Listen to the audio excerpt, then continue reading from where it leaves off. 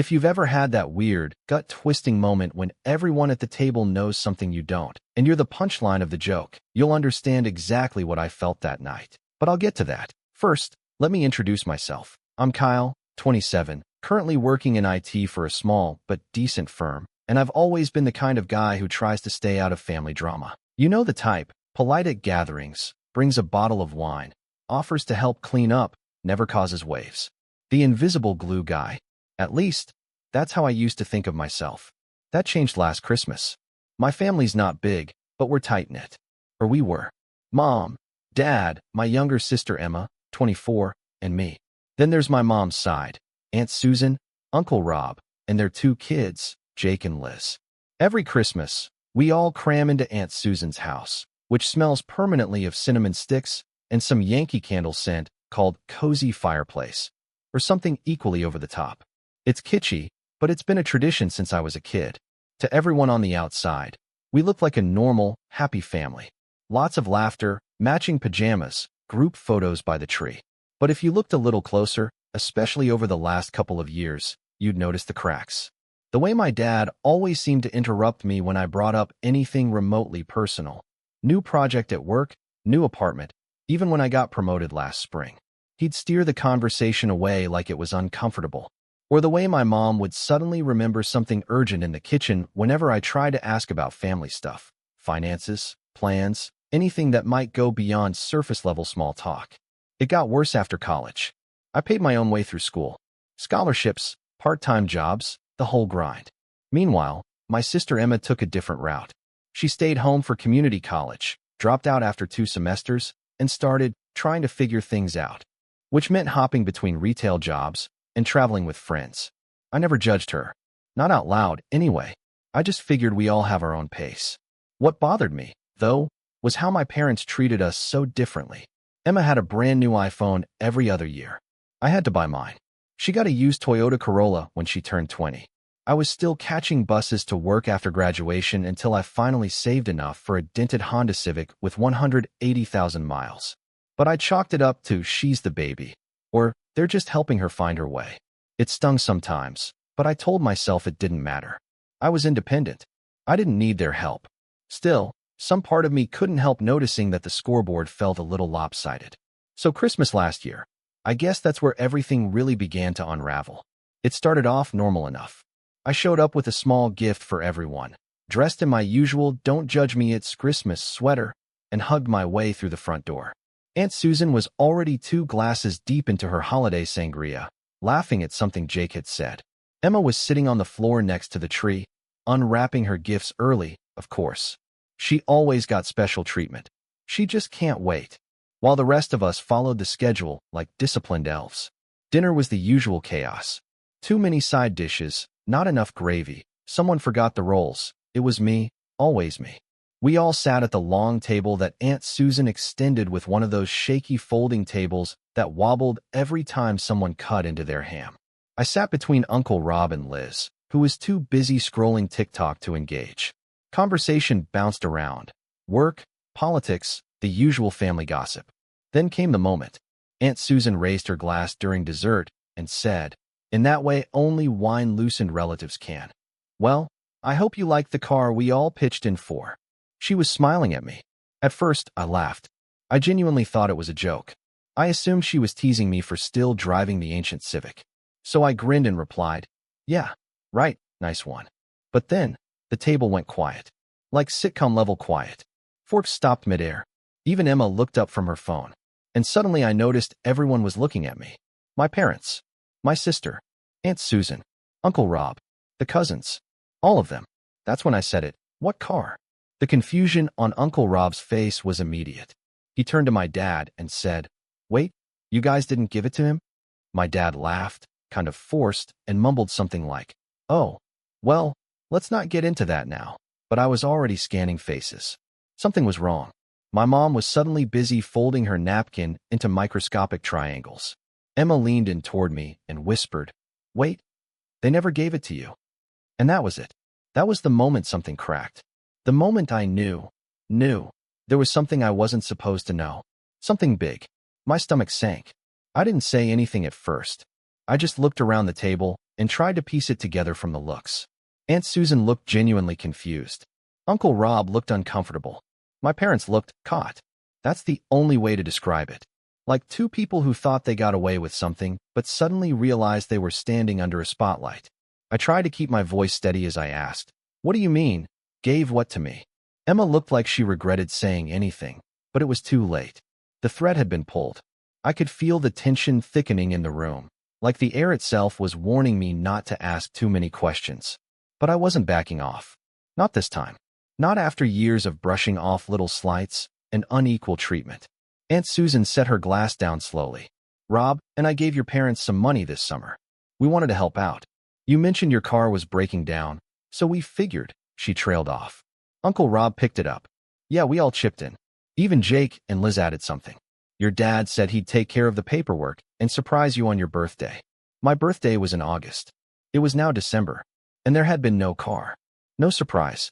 No mention. I didn't get angry. Not visibly. I just sat there, nodding slowly, heart pounding. I turned to my dad. "So, where is it?" He didn't answer right away. My mom cleared her throat and said, "Kyle, we didn't want to overwhelm you. You'd just moved apartments, and we thought maybe a new car would complicate your finances."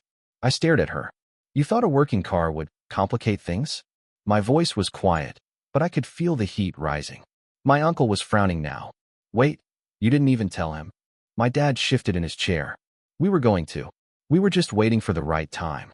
Emma, bless her, said what I was thinking. "That's such garbage. You guys took the money and never told him." She sounded genuinely appalled. And that's when I saw the flicker in my mom's eyes. Defensive. Cornered. She said, "We didn't take it. We used it where it was needed." I turned to her. "Where was it needed, Mom?" Her lips pressed into a thin line.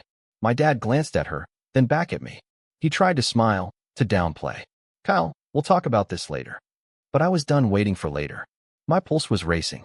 My hands were shaking under the table. And I had a feeling, an awful, burning suspicion, that the answer to that question was going to hurt. Bad. And then Aunt Susan asked it out loud. "Wait, what did you use it for?" Silence. And then Emma's voice, small but sharp. "Oh my God. You gave it to her, didn't you?" And that was when the whole damn thing began to unravel. I didn't answer right away. Honestly, I don't think I even processed what Emma had said until a full 10 seconds later. You know how your brain can kind of buffer information when it's too much at once? That's what it felt like. Everyone at the table was still, absolutely still, like a freeze frame in a movie. Even Liz had put her phone down. That's how you know something serious is happening. Emma leaned back in her chair, arms crossed, jaw tight. She wasn't looking at me. She was staring directly at our parents. My mom gave a little scoff, that performative, offended kind of noise she does when someone has the audacity to call her out.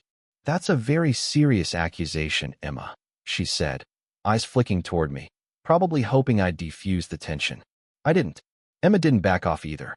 "You used the money for the car, didn't you? Just not for Kyle. You gave it to me."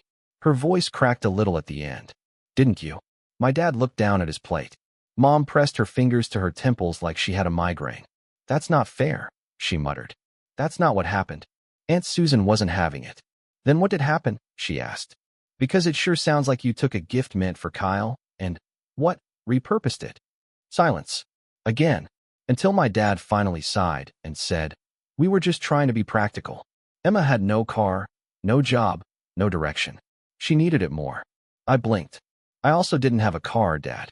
He shook his head. "You had that Civic, which was literally breaking down every month. Remember when the brakes went out on the freeway? I told you about that. You laughed and said, 'That's part of the car experience.'" My voice was rising now. I wasn't yelling, not yet, but it was sharp. I felt like my chest was going to explode. The realization was sinking in, slow and awful. The money that had been pitched in for me, by extended family, by people who cared, was funneled into yet another one of Emma's impulsive life decisions. And I hadn't been told. I hadn't even been considered. "It wasn't like we just handed her a car," Mom said quickly, like she was trying to steer the narrative before it spiraled out of control. She needed to get back on her feet. She had interviews. She was trying. She quit that job 2 weeks after she got it. I snapped. Emma flinched. "And you didn't just hand her a car. You bought her a 2019 Mazda. I saw it on Instagram. Leather seats, Sunroof. Emma posted a video of her manifesting abundance while driving to Starbucks. I didn't know that money came from them, Emma said quietly, not meeting anyone's eyes. They told me they were helping out. They didn't say anything about it being meant for you. Because if she knew, I said bitterly, even she would have said no. Emma opened her mouth to say something, then shut it. That stung in its own way. Because the truth is, if our roles were reversed, if I had been given something meant for her, I would have said no. I would have insisted it go to her. I had done that kind of thing before. More than once. I trusted you, I said, looking directly at my dad. You could have told me. You could have asked me. But instead, you just what? Took a gift and rerouted it like a bank transfer. My dad had the nerve to look annoyed. We didn't think you'd need it. You always figure things out. Oh. I laughed, hollow and sharp. So this is my punishment for being responsible. My mom cut in, voice rising with that classic defensive edge. It's not a punishment. You don't understand the pressure we've been under. Emma was lost. We had to do something. She's been struggling. We've all been struggling, I shot back. But only one of us got a brand new car because of it. The table was deathly quiet again. Uncle Rob looked like he was physically holding back from saying something he'd regret. Aunt Susan wasn't even trying. Her expression was pure, unfiltered disgust. I'm sorry, she said slowly, but that's not okay. That's not how gifts work. That money was for Kyle. My mom waved a hand. We'll pay it back. I laughed again, harder this time. No, you won't. You haven't even acknowledged what you did, let alone apologized. You're just trying to sweep it under the rug because it got exposed. Enough, Dad said. Let's not ruin Christmas. And that was the moment. That was the exact moment I broke. Ruin Christmas? I said, standing up so suddenly the chair scraped loudly against the floor. No, Dad. You already ruined Christmas. You just thought you'd get away with it. And guess what? You almost did. My hands were trembling. I wasn't crying. I never cry in front of them. But I could feel my throat tighten. All the years of quiet disrespect, of being treated like the backup child, of being expected to carry my own weight while Emma got bailed out time and time again. It was all bubbling to the surface. You've always done this, I said, my voice shaking. Always. I got good grades. No one cared. I paid my way through college. No one even said congratulations.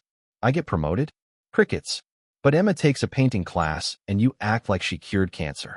That's not true, Mom said weakly. It is true, Emma whispered. Kyle's right. Heads turned. My mom looked like someone had slapped her. Emma. I didn't know. Emma repeated, louder now.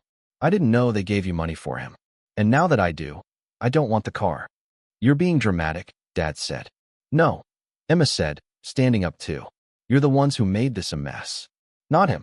There it was. The turning point. The crack that widened. I wasn't sure whether to be grateful for Emma's support or even angrier at how long it took her to realize the truth. I felt like I'd been gaslit my entire life into thinking I was the selfish one, the difficult one, when really, I'd just been asking for basic fairness. I'm going home, I said finally. I've had enough. Kyle, my mom started, but I held up a hand. Don't. Please. Just don't.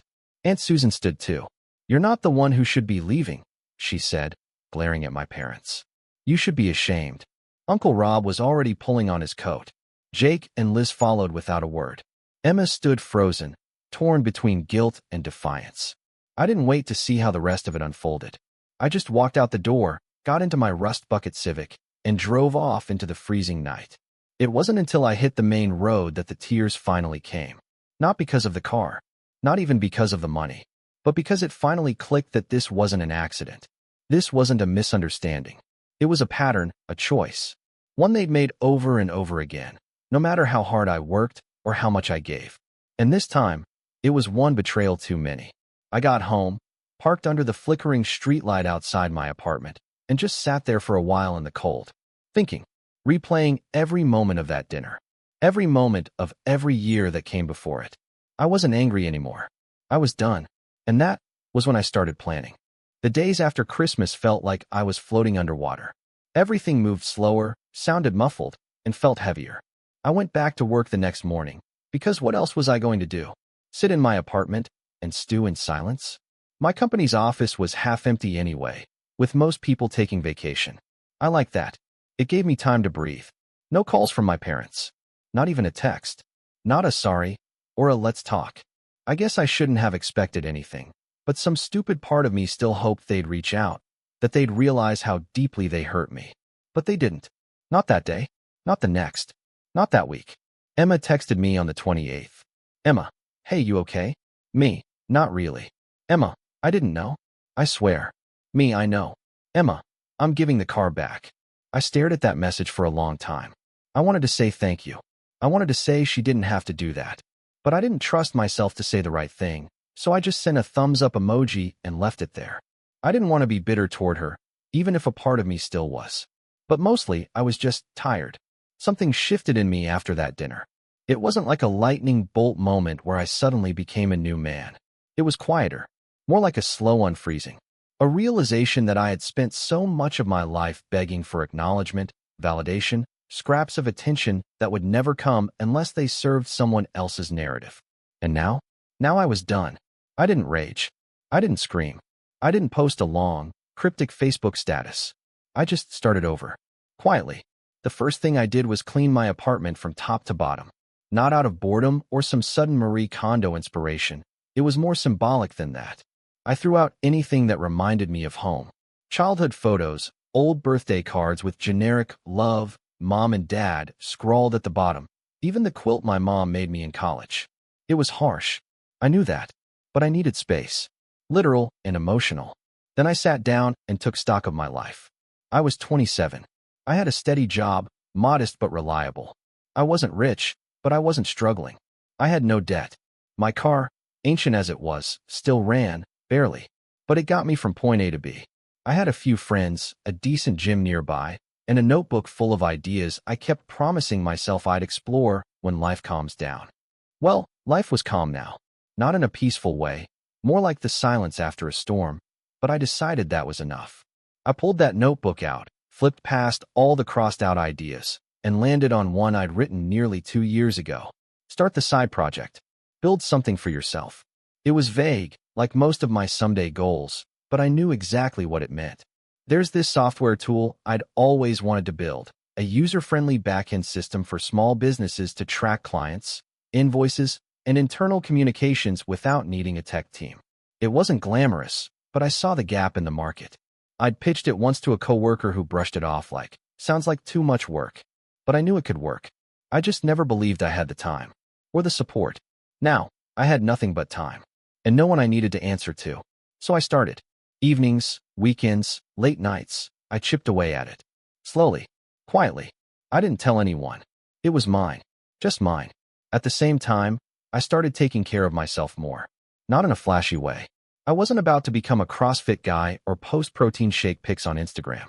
But I started waking up earlier, walking to work instead of driving. I cooked instead of ordering takeout. I stopped checking my family's group chat. I muted them all, in fact. Aunt Susan messaged me around New Year's. She said she was still furious and wanted to know if I was okay. I said I appreciated her, but I needed some space for a while. She understood. By mid-January, the project was starting to take shape. I called it brickwork because I liked the idea of something solid, something you build brick by brick. It wasn't pretty yet, but it worked. It was the first time in a long time I felt proud of something that had no strings attached. Then came the weird part. People started noticing. It started with my manager. He pulled me aside one day after I submitted a clean little tool I'd written to automate some internal reports. "Where'd you learn to build this?" he asked. "Just something I've been working on in my spare time," I said. He raised an eyebrow. "You ever think of spinning that into a product?" I shrugged. "Maybe." He smiled. "If you do, let me know. I might be interested." And just like that, a door cracked open. Not wide, not all at once, but it opened. By February, I had a beta version of Brickwork. I offered it to 2 local businesses I found through Reddit small business forums. Free trials, just to see if it solved any pain points. They loved it. One of them offered to pay me to keep using it.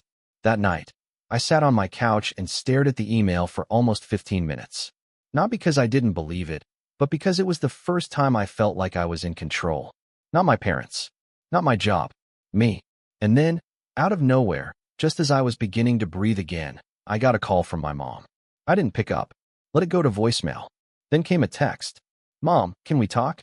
"Mom, please. It's important." I stared at the screen, thumb hovering over the reply button. I didn't answer. Not that day. Not the next. A week later, Emma showed up at my door. I was surprised, more than surprised. She'd never just shown up before. She was holding a box. "I brought your stuff," she said. She looked different. Tired. Older somehow. Like the weight of everything had finally caught up with her. I stepped aside and let her in. She placed the box on the counter. "It's just some photos, some of your books. Stuff I thought you might want." I nodded. "Thanks." We stood there awkwardly for a moment. She finally spoke. "They're freaking out. Mom's crying every day. Dad's pretending like everything's fine, but he's not. They know they messed up." "Do they?" Emma nodded. "Yeah. And they're scared. Because I told them I gave the car back." I raised my eyebrows. "You actually did it?" She nodded again. "Sold it. Used the money to pay off some of my credit card debt. Put the rest into a used Honda. Nothing fancy, but I don't feel like I'm stealing anymore." That hit me harder than I expected. She sat down. "I want to fix things with you. I really do. I know I've been kind of oblivious." I sat across from her. "You weren't the problem." "Maybe not," she said, "but I didn't help. I let them turn you into the strong one so I could be the lost one. That's not fair." We talked for over 2 hours. About everything. About childhood. About expectations. About the subtle ways favoritism eats at someone over time. She apologized. For real. And I believed her. When she left, she hugged me tight. "You're doing great," she said, eyes watering. "Don't let them mess that up again." I nodded. "I won't." She smiled. "I told Mom you were building something." She looked like she was going to cry. I didn't say anything. I didn't know them access to this part of my life. Not yet. Maybe not ever. But the truth is, I was building something. A life. A project. A future that wasn't tied to their approval. And as the weeks passed, things kept growing. Brickwork landed another client. Then another. I started researching how to register an LLC. I even reached out to an old friend who worked in marketing. She agreed to help with branding, no charge. One night in March, I sat at my desk, looking at the modest earnings from my side project, and realized something. I didn't need their car. I didn't need their money. I didn't need their validation. I had me. I had rebuilt from the ashes of a betrayal that should have broken me. And I did it without yelling. Without revenge. But I'll admit something else, too. That wasn't the end. Because what happened next, what they tried to do, once they realized I had something valuable, that's when the real story began. And this time, I wasn't going to let them take anything. It was sometime in late April when I got the message that made my stomach clench, not out of fear, but out of that strange, simmering emotion that sits between disbelief and fury. I had just finished a client onboarding call for Brickwork when I noticed a new email in my personal inbox. The subject line? Family Business Collaboration Opportunity. It was from my mom. I stared at it for a long time, as if the subject might morph into something else if I blinked hard enough. For a moment, I debated deleting it without reading. But curiosity got the better of me. I opened it. Asterisk, "Hi honey. I hope you're doing well. I know we haven't talked much lately, but I've been meaning to reach out. Your father and I were so proud to hear, from Emma, about the software you've been building. It sounds incredible. We actually had an idea. As you know, your Uncle Jerry is expanding his contracting business and has been struggling with organization. He mentioned needing a platform to manage his jobs and clients, and I immediately thought of you. Would you be willing to set him up with your program? It would be a great opportunity to showcase your work, and it might lead to more exposure if his partners get interested. I'm happy to help coordinate it. Let me know. We're all rooting for you. Love. Mom. Asterisk. I couldn't stop myself from laughing. It was a humorless laugh, the kind that comes from a place so tired of being played that you start finding the manipulation almost artistic. They're all rooting for me now, huh? Funny how quickly people remember you exist when you have something they want. Uncle Jerry, for context, was my dad's older brother. He ran a construction and renovation business. Decent-sized, nothing corporate, but he had money.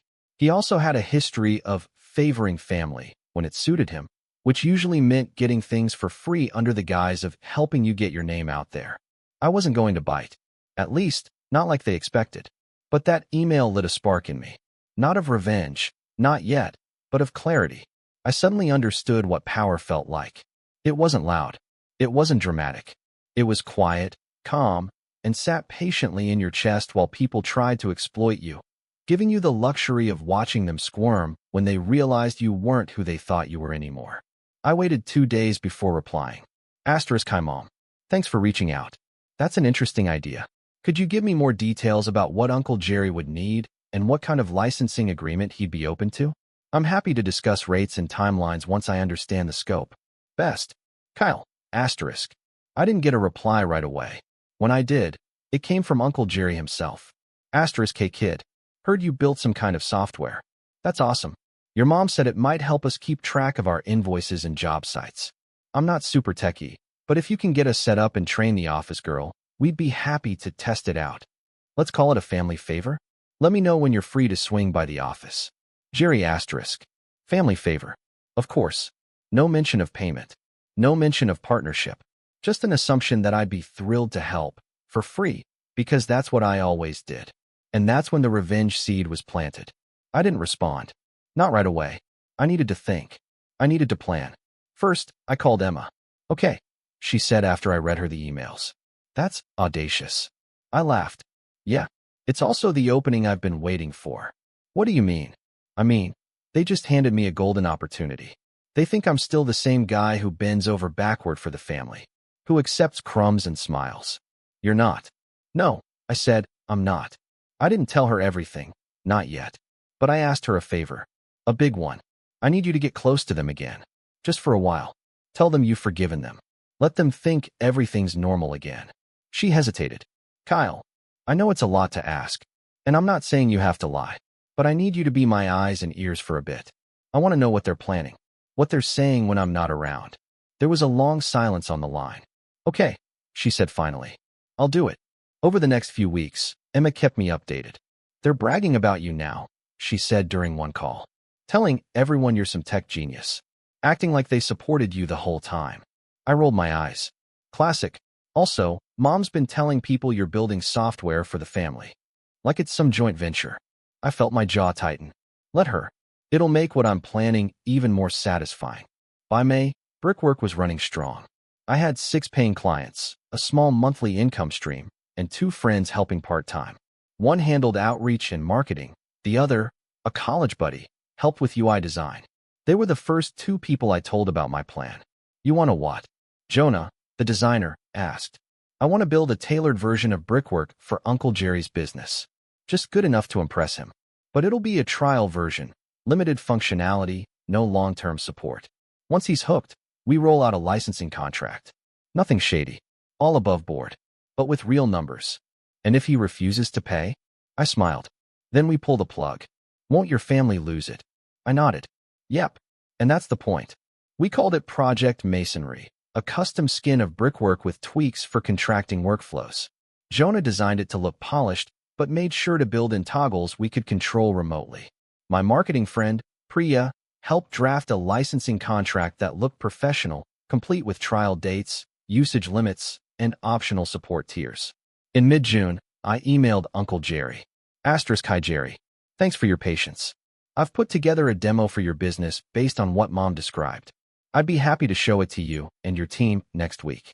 This version includes a free 30-day trial, after which you'll have the option to license the software under a monthly or annual plan. Let me know what day works for you. Kyle asterisk. He replied within hours, suddenly very enthusiastic. Sounds great. We'll make time for you Monday morning. Looking forward to seeing what you've built. Emma told me later that my parents were thrilled. Mom was walking around saying, see, everything's falling into place. That weekend, I got a call from my dad. It had been months since we'd spoken. Hey, kiddo, he said like nothing ever happened. Your mom said you've been working hard. We're proud of you. Thanks. Glad you're helping Jerry out. He's got a lot on his plate. I'm helping me out, I said calmly. It's a business arrangement, not a favor. There was a pause, then a weak chuckle. Sure, of course. But hey, once the system's up and running, maybe you could swing by the house? Have dinner with us? Maybe, I said.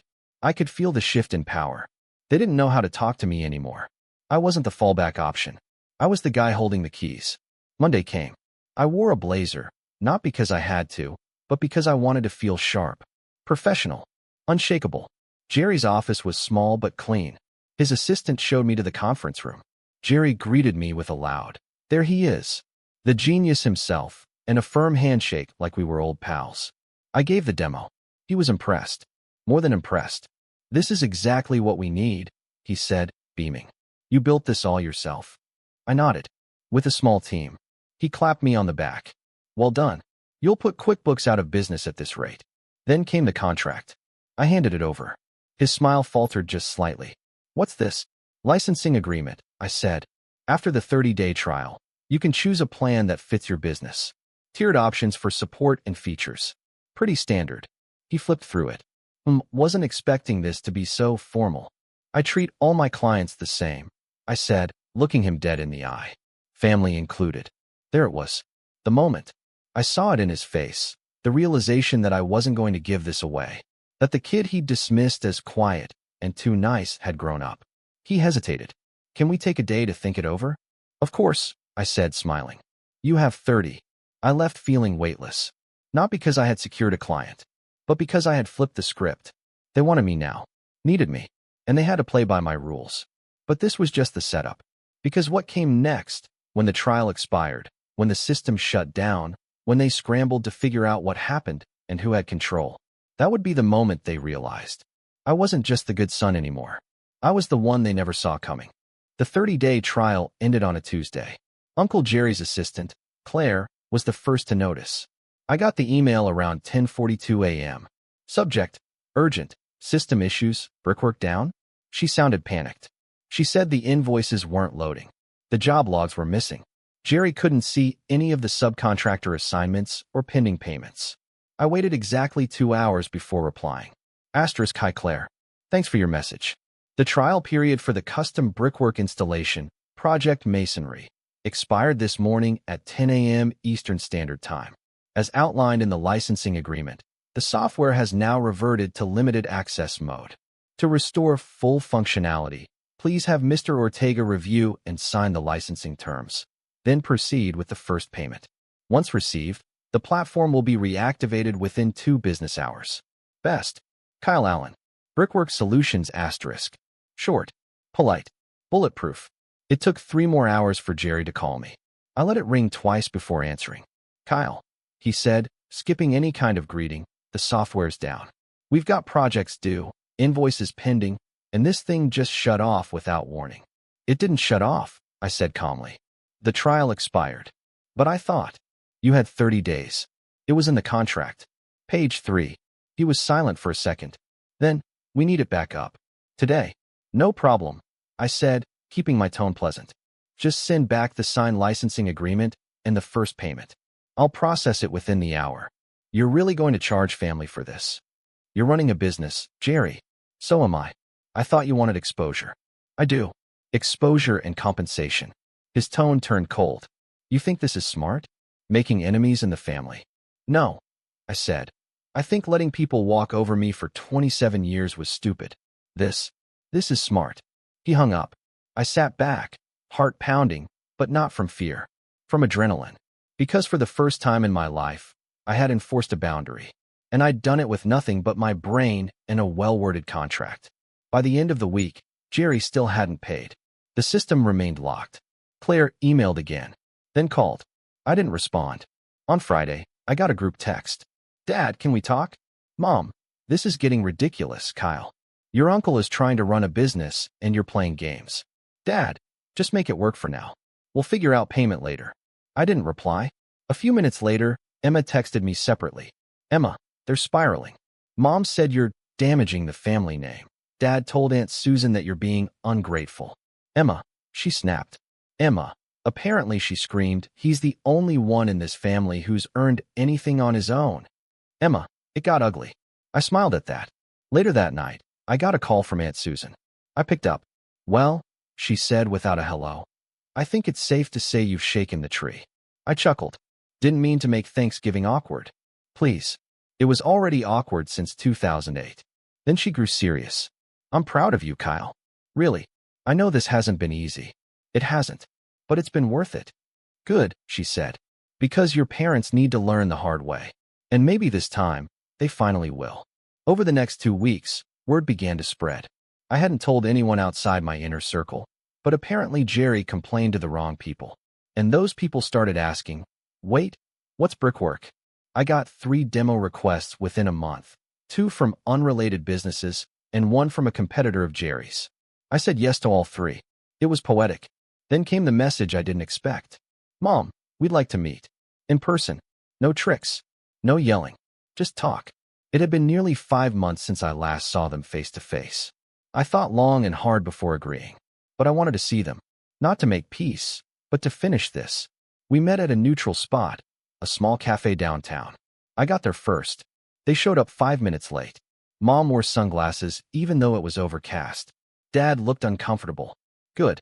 I didn't stand to greet them. Just nodded. We sat in silence for a bit before Mom spoke. You've made your point. I raised an eyebrow. Which one? She sighed. That we hurt you. That we were wrong to keep the car from you. That we took advantage. That's not even half of it, I said. But go on. Dad leaned forward. Look, Kyle. We're sorry. Okay. We messed up. And we know that now. But dragging Jerry into this. You didn't have to go that far. You dragged Jerry into this when you told him I'd build something for free. Dad looked away. Mom swallowed hard. It wasn't about money. It's always about money, I said, voice low. You didn't think I was worth investing in when I needed it. But the moment I created something valuable, suddenly, I'm a family project. Mom's eyes glistened. We just wanted to be proud of you. You could have been proud of me when I graduated with honors. When I worked 2 jobs to pay rent. When I fixed my own car brakes in the middle of winter. You had years to be proud of me. They both went quiet. You didn't want to be proud, I continued. You wanted credit. You wanted to say, look what our son built, without actually helping me build it. We're your parents, Dad said. That still means something. I nodded. It does. It means you had more chances than anyone else to support me. And you wasted them. Mom sniffled. Is there anything we can do to fix it? I thought about that. 2 things, I said. First, I don't want your money. Not now. Not ever. I don't want birthday checks, investment opportunities, or anything that makes me beholden to you. They nodded, slowly. And second, you apologized to Emma. They looked confused. She gave the car back? I said. She stepped up. She told the truth. She's owned her part in this. You owe her that much. I thought this was about you, Mom said softly. It was, I said, standing up. Now it's about what kind of people you want to be. I left them there, still sitting in that booth, looking smaller than I'd ever seen them. I didn't need a grand confrontation. I didn't need them to beg. I just needed them to see. The fallout came slowly. Word got around that Jerry's business had to pause some projects while they transitioned back to manual processes. He eventually hired a cheap CRM tool that didn't work nearly as well. Emma said he grumbled about kids these days and software ransom, but never once acknowledged the contract he signed or the deal he ignored. As for my parents, they went quiet. I think they realized the damage was deeper than they thought. That I wasn't angry for a week. I was changed. And I had no interest in pretending anymore. Brickwork continued to grow.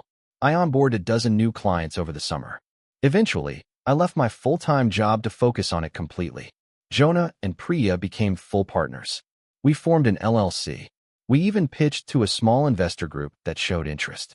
Things were moving fast, and I felt lighter than I had in years. Emma and I got closer, not just because of the car situation, but because she'd grown too. She started working full-time, slowly paying down her debts, building something of her own. She apologized again, and I kept telling her she didn't have to. You're the only one who ever turned around, I told her once. She smiled. You just made it impossible to look away. That fall, I bought a new car. Not flashy, not a flex, just something reliable, clean mine. When the dealer handed me the keys, he said, big milestone, huh? I looked down at the keys in my hand and smiled. No, I said, just the next step. Because revenge wasn't about destruction. Not for me. It was about clarity. About rebuilding from the ashes of someone else's selfishness and making something so strong they couldn't touch it. And in the end, that was enough.